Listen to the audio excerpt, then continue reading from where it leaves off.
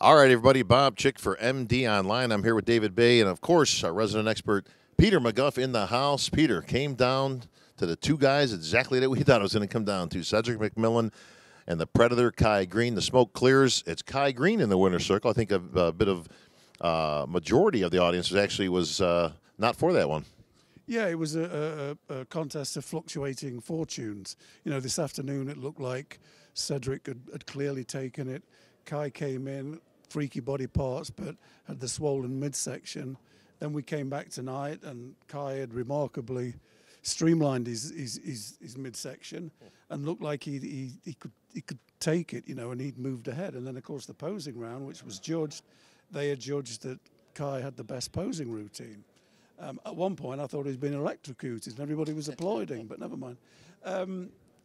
Shocking to hear that, Peter. Then at the end, just to sort of encapsulate the whole thing, I thought at the last comparison that he started to fade again.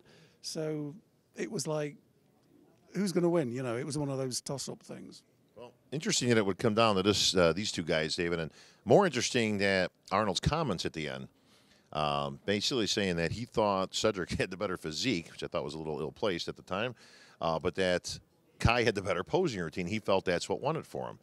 What'd you think of that?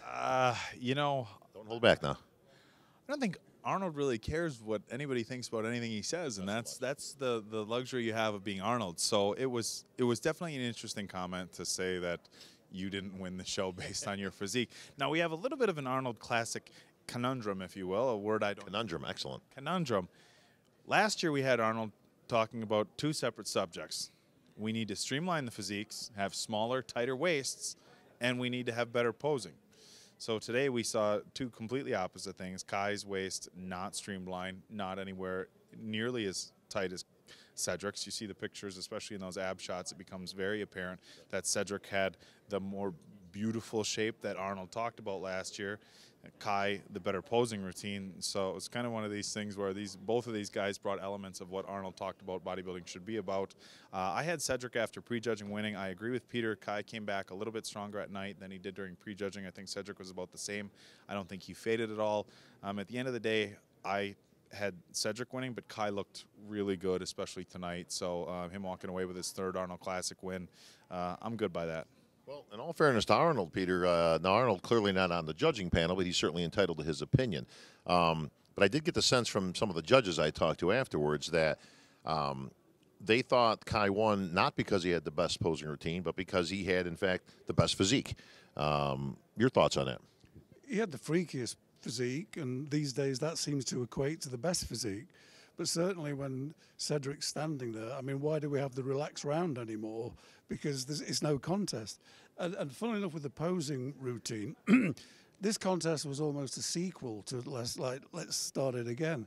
And with Arnold, it's maybe a case of be careful what you wish for, because he got the posing round scored, but it gave the contest, I believe, to the guy that he wouldn't have had in first place. So very interesting. Conundrum is the word of the week. Yeah. And therein lies the paradox of the conundrum.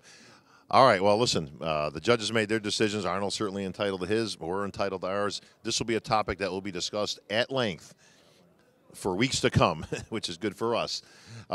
Moving on with the lineup. Third place. Bit of a surprise there, but I was actually glad that they called it as they saw it.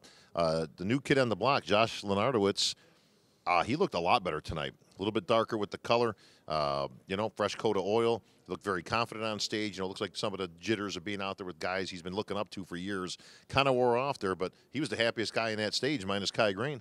Yeah, right when he came out at prejudging, I was kind of like, he didn't really get any better from Poland, maybe even slipped a little. And then as soon as he started posing, it was like he really started coming on. He was getting tighter, fuller as he posed.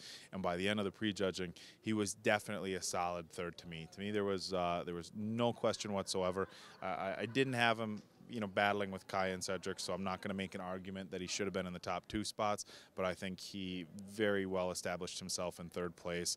And at an Arnold Classic like that, here's a guy who's only been competing as a professional since last November, and he's established himself as a serious threat in the IFBB. I think he looked fantastic. Looking forward to seeing him when Team MD heads down to Australia and moving forward into the future, and then on the Olympia stage later this year. Did Justin Compton let this one slip through his fingers? Yeah, that's kind of one of the things that we talked about. The biggest surprise of this show, and not a surprise that we were really happy to see, was Justin. Justin walked out on stage, and there was this collective, everybody in the audience going, ugh.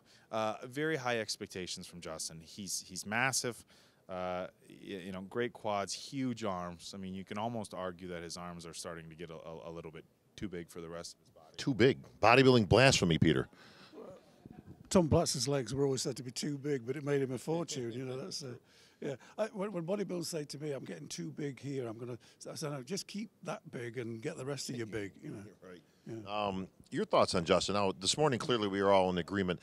He had some strange stuff going on. He came out. I thought he looked pretty good when he first came out, but when he went back after the first round, he came back out, and it almost seemed like he toweled off. But every time he would go backstage and then come back out, he would be 2 shades lighter and dry as a bone up top, meaning no oil. And it really kind of made for a flat-looking appearance. By the time he would work up a sweat again, which was towards the end of the call-outs, it seemed like he was getting better, but it was almost like it was too late. Yeah. I mean, the guy's got a stupendous frame and shape to him, but he just wasn't what we expected him to be. If he'd have been as cut as he was in Orlando 2 years ago, he'd have been going home with the top prize now. Excuse me. But it's disappointing because he got it wrong last year, waited another year, and he still got it wrong. And previous to that, he'd always been on an upward curve. So now we've got to say, well, can he get back to the drawing board, and can he get it into his head that he needs to be sharp, he needs to be trim, and he needs to improve his posing a little bit, his presentation. I mean, he's got all the body parts, but especially the back double biceps, those delts and arms, they just hang there, yeah. So he's a work in progress, but it seems to have slowed down in momentum. 5th place, Branch Warren, the veteran, pulling this one out, still in the mix. A lot of people kind of wrote him off after last week, and to be fair, we were kind of on the fence of whether he was going to have a difficult time to make that top 5, top 6. But at the end of the day, I mean, I thought Branch looked pretty good, probably a little bit improved over Poland, certainly, but a much tougher lineup here. Yeah, I think he was a little bit better than Poland. Not markedly. His back looked a little bit less watery than it was in Poland. Everything else, was pretty tight in Poland. I really like Branch a lot, and I feel like when you hear me say that, something else is coming.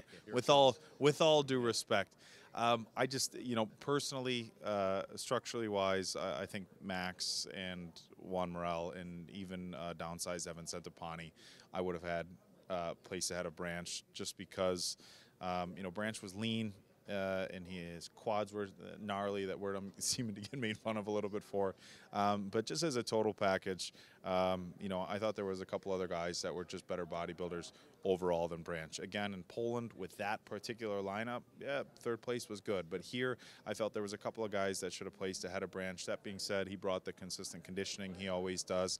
The crowd loves him. People tell the guys on the board sometimes talk about how they hate the Branch Warren posing routine where he just stomps. Seemed to work. He stomps his feet and does whatever. That's what works for Branch, and if you're here, the crowd cheers for him. They like him. When he got called out in 5th place, I don't know if those were the boos or oohs or ahs, but nobody ever seems really happy with where Branch places. His fans hate it when he places, 5th place. The people on the forums and everybody else, thinks he should have placed lower. But walks away with 5th place in this lineup at his age. That's not so bad. Absolutely, and none of the other guys mentioned out of the the Evan Centopani crew, as we'll call it, with Max Charles and Juan Morel. Well, Max Charles I thought was very much improved. I actually could have had him a few spots higher potentially. The other guys really didn't to me. They look good, but in this lineup, with the depth, not enough really to break into that top pack. Yeah, I think the Branch thing is to me, it's I don't think he's good enough for the top 6. I think there's too many faults in his physique now that weren't there before. And usually bodybuilders are marked on improvement and, an upward curve. Here we're watching Branch's physique not be what it was in a lot of ways. He came in this afternoon too full, I think, which, didn't help his waistline at all. Sharpened up a little bit. Sharpened's probably not the right word. Tightened up a little bit. But I still, with the best will in the world, I couldn't see him beating, say, Max Charles or Evan, or even, one of the most peeled guys up there, Cody Montgomery. He just got completely blitzed out of it, and I thought he put a great showing in, Cody Montgomery. Cody Montgomery was very impressive to me. Now, again, people have to keep in context. He's 21 years old. He made his debut here at the Arnold Classic. Again, not a strategic move. I probably would have been, giving him those advices, of course, David. But you know what? Listen, the kid stood up there. He did okay. He's going to beat a few guys, I'm sure, when we see the final results. Certainly wasn't last. But he looked like a real good amateur out there with pros. Definitely needs to put on some size. Obviously, he needs a good year or two, of seasoning. But to me, he could be a future Mr. Olympia. To me, he held his own. He held his own size-wise. He held his own structure-wise. He didn't, he wasn't one of these guys who got up there and you just kind of were like, oh, man, he just does not belong. He got up there. I mean, he really brought the conditioning, which helps. Now, at the size he's at and the muscle maturity he's at, had he not been in the kind of shape he was in, then people might have said, hey, a little bit of an early jump going into not only a pro show, but an Arnold Classic. But his conditioning was phenomenal. His quads looked amazing. He looked like a guy that was, a little bit more of a seasoned competitor than somebody at 21. Is he going to need to add some size? Yes. But as far as a pro debut, fantastic pro debut. And again, he held his own in this kind of lineup against some veterans. So, people had questioned quite a bit whether this was a good move for Cody Montgomery. I think it was a fantastic move for him. Yeah, I mean, certainly in a no-lose position, Peter, if nothing else. He dove right in, feet first, and, hey, man, why put a toe in the water when you can, see what comes your way. But he's going to beat some guys here, and those guys are going to be Lucas, Tony, Johnny Jackson, might even be one of the other guys in there. I thought he looked the best, actually, out of that last crew that he was called out and compared with. The old guard seems to be losing a few steps, Peter. Tony, well, certainly respectable, and again, for a guy who's going to be 50 this year, again, hats off, man. I don't know, Father Time, him and Dexter seem to know the same guy. But he almost seems like he's taken a few steps back, and certainly not the Tony that, we see a few years ago on the Olympia stage. No, all credit to him for keeping going. But we're on that Branch Warren syndrome. Tony hasn't been as good for 3 or 4 years. I don't think any of us would want to see him struggle and be embarrassed, and we might be getting to that point, because I felt he looked for the first time like, done a lot of contests, been competing quite a few years, and maybe time is catching up now. And Johnny Jackson also, again, respectable. Again, we're talking, the pro level. We're talking the Arnold Classic, of course. I mean, it's a top show. Johnny also not up to par. I mean, we've certainly all seen him better. Legs look a little bit down in size. Age can't be catching up. Just like an old fighter, Peter, the legs the first thing to go. Yeah, but Johnny's a strange case because when you look at him, if you didn't know his age, he's well over 40 now. You'd say, this 25-year-old kid, he looks good. And I think it's strange, this is an aside, that him and Branch Warren have been training together basically for 13, 14 years. One stronger than the other on certain lifts, whatever. And we all say, well, Branch has sort of destroyed his physique in the gym with all the injuries, but the other guy looks like he discovered the fountain of youth, Genetics. Yeah, you're going to talk about genetics with Johnny. That's quad sweep is what comes up to me for genetics. I mean, Johnny's done, he's been training for a long time. He's done every leg exercise there is. Slight in the quads, great upper body. He's still looks fantastic for his age, back as wide as a barn door, but he's slipping, and Johnny doesn't really have a physique where he's got room to be off. When we saw him win in San Antonio last year, beating Steve Kukla and another couple of big names, he was really on the money, and that's where he needs to be. He's got no room to be off at all. Was a little off his best today. Well, a few other classes were represented here tonight. I think sorry to interrupt. I don't think we discussed Juan Morel, did we? Did we mention? We mentioned him briefly, just in the pack. I kind of had him right in the middle. Didn't look improved to me. Actually, it might have looked like he actually slipped a few notches. Legs weren't quite as big as we've seen him in the last showing, I think in New York, or even on the Olympia stage. Yeah, it looked like he maybe got bigger in the upper body, which then threw the underpinning into short relief. And between him and Max, they're from the same gym. I saw Max. Max should have been 5th or something. Max was impressive to me. I mean, he's really made some strides. He had to bring the legs up, but it looks like he's done that because his upper body's huge. I mean, he's got a lot of, man, when you see him in person, man, he's a big dude. But he's had to bring those legs up. I think he's done a good job of that. Still not enough to compete at this level. But Max Charles, I think you will see in the winner's circle somewhere this year and back on the Olympia stage. Oh, yeah, absolutely. You know, I think everything on him keeps getting bigger at an equal pace. So his legs were a little bit undersized for his huge upper body. His upper body just keeps getting bigger and bigger. So as his legs grow, you know, his symmetry really isn't getting any better. But we can look at his legs and say they're improved. But, you know, at his level, it's like you want to keep training everything. So it's like at the same time he's trying to improve his legs, why pump the brakes on the improvements you could make on the upper body as well? I would have had Max in 5th, arguably 4th ahead of Justin, as far as I'm concerned. I think you can make that case. Absolutely. Absolutely, because he was sharper than Justin, and he had a good look to him. He's pretty lean, and as big as he was, you know, his abs were great and everything. So I think really maybe he should have beaten Justin. Yeah. Sure. Yeah. Well, Peter, I know this is the moment you've been waiting for. In bikini action tonight, India Paulino ends up in the winner's circle. Justine Monroe in 2nd, and my girl Janet Leyu, 3rd place. What are these judges looking at? I don't know. I mean, with all due respect to India, I've never got it. You know, I'm not going to say too much because she can say a lot about me. But she's too up and down. Things aren't in proportion. And when you look at Janet Monroe and Janet, you know, to me, it's like, who would you put on the cover? I know who I'd put on the cover of a magazine. There we are. There, I've said it. There you go. David, bikini expertise. I liked Justine for the win. And from the front, okay, so I cover a lot of these bikini shows. From the front, I like Janet a little bit better. Front, waist up, Janet a little bit better. When they turn around, glutes, hams, I think Justine wins. From an overall presentation, the way they showed up today, I would have gone with Justine or Janet. I thought India looked really good. Some of the other girls in the bikini lineup, definitely softer than they've been in the past. We saw Courtney King softer, Canadian girl Anya Els, who you know, arguably could have been in that top 3 had she been in the shape she was in last year, softer. But you know, it's apples and oranges in all the other divisions, and even in bikinis, you got girls with different shapes and different structures, and they went with India. So, like I said, not who I would have picked, but definitely up there. So, you know, not a bad call. Well, men's physique also taking the stage tonight.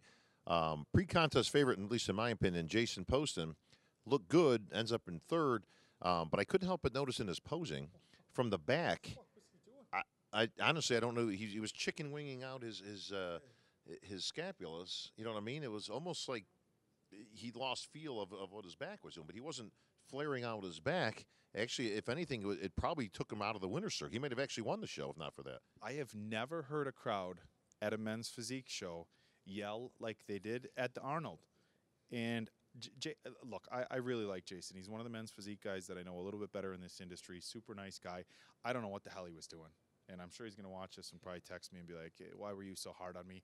Whoever told him to do that or whatever made him think he should do that, it was probably the worst thing I've seen him do or any men's physique competitor do, hands down. For you guys who didn't see the pictures, instead of flaring out his back, and he's got a nice back, I don't know if somebody told him his back is too big, don't flare it. He like pinched his shoulders back. And the entire crowd at prejudging, Jason, flare out your back, loud enough to where I know he could hear. So the only thing I can think is some coach, opposing coach, or somebody told him, your back is too wide, pinch it back so it doesn't look like that. It looked terrible, and I think that took him. I mean, men's physique is it's a front shot and it's a back shot. That's it. It's not like bodybuilding where, oh, you won 7 shots and you lost this one. It's front and back, and he completely screwed himself in his back shots. I don't get this worked up over men's physique, but when you see somebody as good as Jason, Get your board shorts in a bunch, all right? 3rd place at the Olympia, come out here and slip to 3rd place. Now, mind you, Brandon Hendrickson is really good. Brandon was 5th at the Olympia. Fantastic physique. There's no reason Jason should have won. And Jason, whoever told you to pose like that, even if it's somebody that I'm friends with or somebody, it's probably going to be somebody that is good. I'm probably going to get myself in trouble here. But the whole crowd was yelling at Jason. Jason should have been 2nd or 1st place. No disrespect to Brandon. This will probably be the most talked about men's physique competition that we've had. And why did Jason Poston chicken wing his scapulas? Well, the obvious point here, Peter, is somebody gave Jason the wrong advices. And that was Brandon. Brandon took care of his posing for him. It's all, Never listen to your competition. As Arnold used to say to Frank Zane, it's not about friendship, Frank. It's about strategy. Now, one of the things, the impression I had of the men's physique when they walked out, I thought, wow, where did this welterweight class come from? Because they're all getting so much bigger. And again, we're seeing this in the new classes that come in. You know, when fitness first came out, you know, as the adjunct to women's bodybuilding, and then figure came, then the figure girls got harder. The bikini girls now are getting lean, and we can count the ribs and everything.